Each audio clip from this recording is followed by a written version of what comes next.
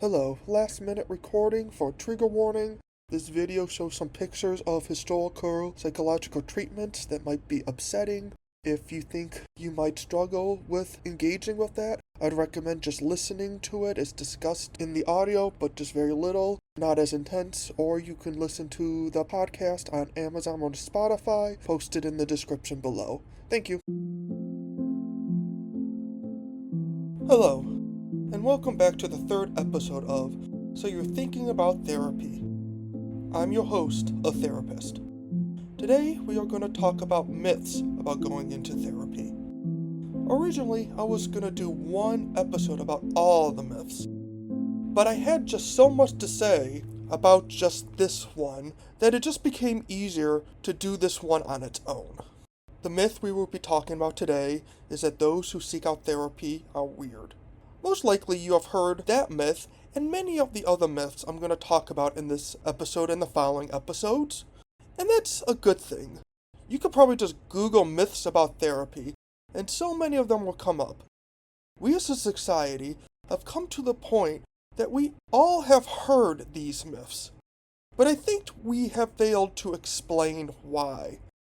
Knowing that these are myths without explaining the reasoning is almost as bad as not knowing that these are myths at all. In fact, just saying, "You're not weird for going to therapy, that's a myth," with no explanation just sounds condescending to me. Like you're just talking down to the person just to make them feel better. With this episode and the following episodes, I really want to explain that calling these myths is not just a comforting lie. There are real, concrete, and logical reasons why we in the mental health field reject these myths. Many of the reasons I'm going to share here are going to kind of repeat themselves in a way, so I'm going to give you a bit of a spoiler here for all of them. Essentially, the argument for many of these things is just based on a gut reaction, but has no logic once you break them down. You're weird, you're crazy, you're unstable. We talked about the last episode about what a mental health diagnosis is. I would encourage you to go back and listen to that episode because this episode very much follows up with that. But a quick review. A mental health disorder is caused by thoughts, feelings, or behaviors that cause either great discomfort or disturb your daily functioning. So let's get back to the myth that those who seek out therapy are weird. Now, the first reaction I'm going to have is a request. I want you to define what weird is in this context. If you're going to throw a label at yourself, specifically a negative label for yourself and others who seek out therapy, I think it's fair you should at least define it. Google does not have a straight answer for the definition of weird. In fact, if you look it up, it kind of gives more examples, offering synonyms such as uncanny or supernatural. While we can debate about what weird is and how to define it, I think we can all agree that supernatural does not apply here. Other things Google will offer are strange, and again, that doesn't really help us here, does it? Because now we just have to define that, and we're still kind of at the same starting point. My personal definition of weird, and I think it's a fair one, is weird is different from the expected norm. I also would think that most people would use this definition if you question them enough. I think that this is the best definition you can get without using a synonym. So when you say it like that, you get the sense that it may not be as bad as you first thought. You can get the sense that it's not a negative term by default. Unlike when you first called yourself it, when you started thinking about therapy, thought of "you're weird for doing this" has a really powerful negative punch. But once we start breaking it down, it loses its bite. Fact is, you probably are weird in some way. I definitely am. Everyone is. Your beliefs, your habits, your style, your political views, your religion are just few of the many things that may be different than the norm. Something about you is different than the norm. So being weird is kind of normal if you look at it that way, because again, we all are weird in some ways. I know this sounds counterintuitive, but I really hope you get the logic here. Remember the definition of mental health disorders, that it is uncomfortable or interferes with your daily functioning. Being weird might not do that. Let's look at an example.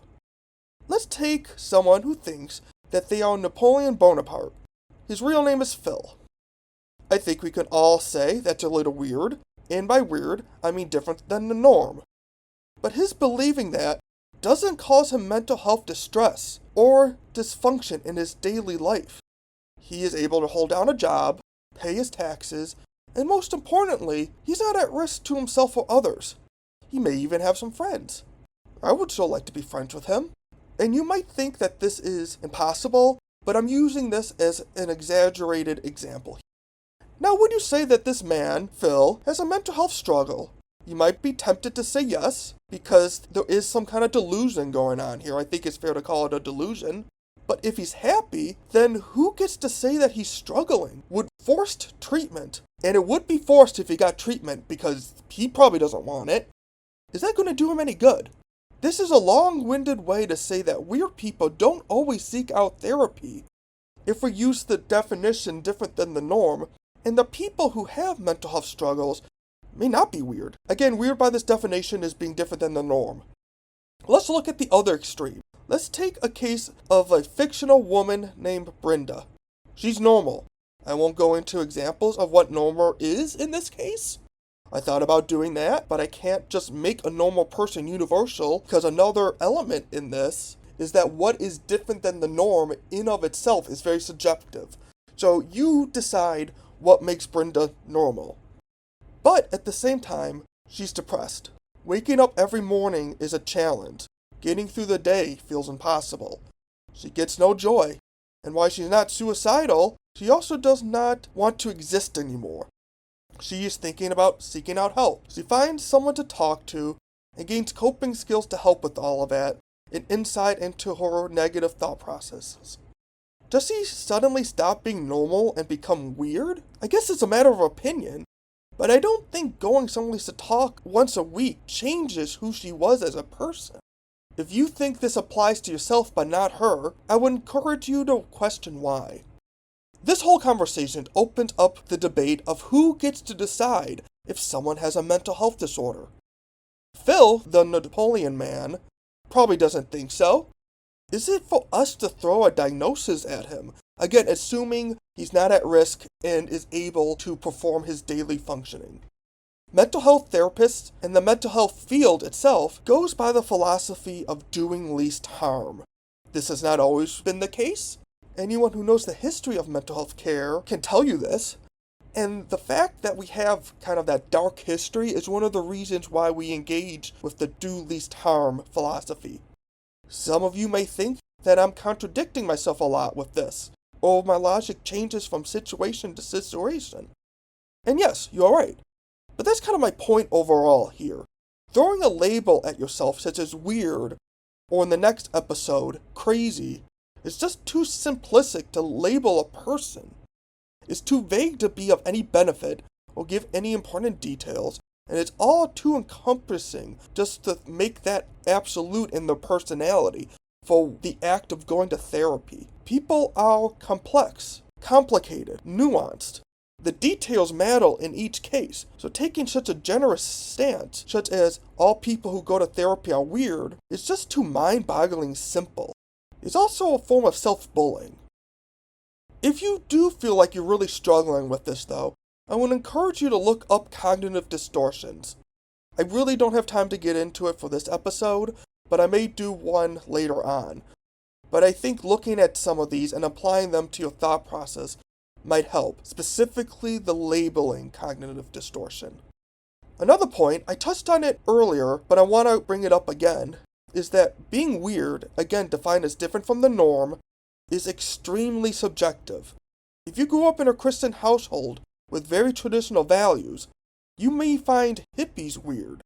Meanwhile, the hippies would find the Christian household weird. And just as a reminder, mental health professionals, any that are respectable at least, respect all lifestyles you pick.